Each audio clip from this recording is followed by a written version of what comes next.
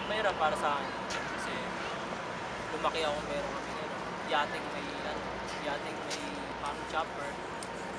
Galing nga eh, galing ng tito ko, na-invento niya. Tapos nung ano na ako, 12 na ata ako ng 13. Grabe yung ano ko, yung tita ko, Talagang binibidyo na ba eh? naasawa ng ano ko, tito ko. Grabe, hindi ko makakalimutan. Yung bahay nila lumilipad. So ginagamit namin yung transportation para ano, pumunta sa... Kasi ano sila eh, yung NPA tawag sa atin, yung mga permanent address. So ang ginagawa nila pag gusto nilang magbakasyon, siguro sasama nila kami, sabihin out of town daw, ganun. Yung bahay nilipad. So natuwa ako syempre, di ba matutuwa na. Kasi minsan naiyak ako. Naiyak ako sa sobrang tuwa na yung, alam mo yung ganun experience.